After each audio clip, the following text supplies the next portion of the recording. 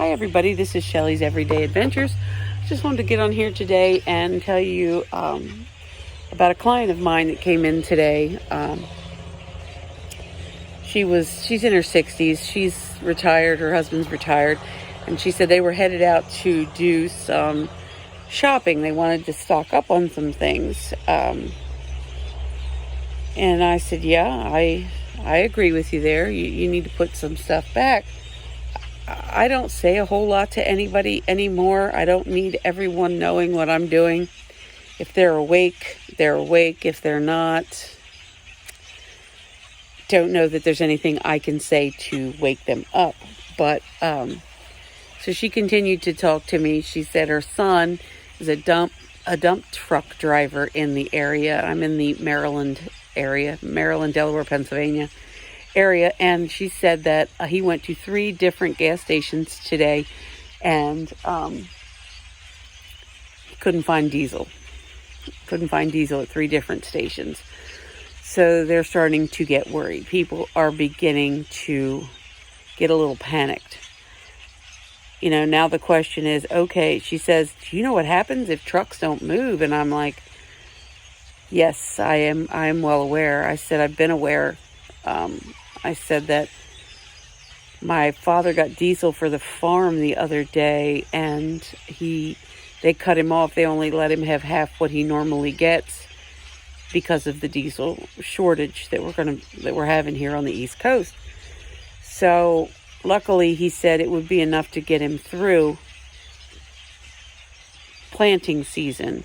So he's hoping that he'll be able to get things taken care of with that, but it is quite worrisome thinking about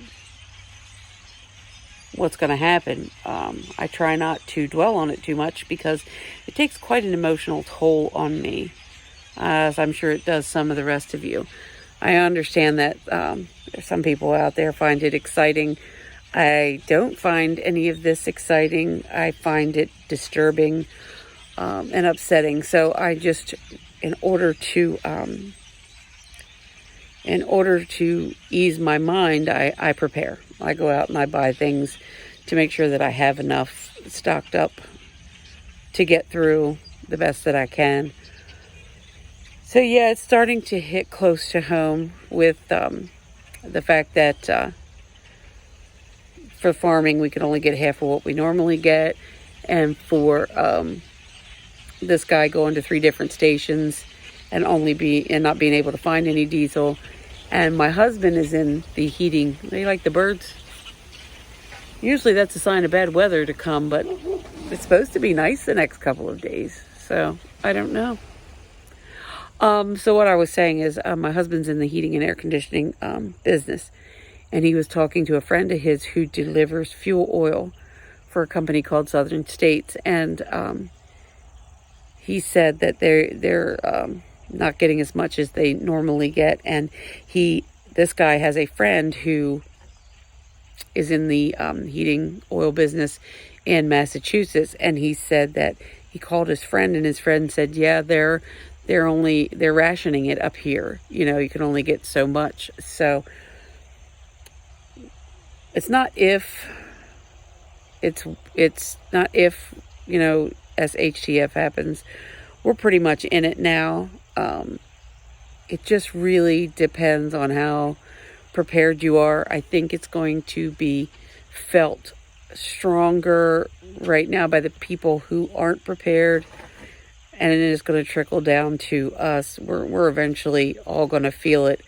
It's all going to be pretty rough. I think it's going to be an interesting winter, and I use interesting loosely. So I hope everybody's preparing. I hope everybody's stocking up. I hope that you're ready to stay warm and fed through the winter.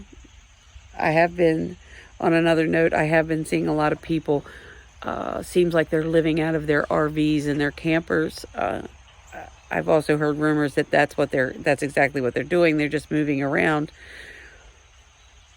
Somebody in my area posted a complaint on Facebook, wanted to know if there was any kind of ordinance on that.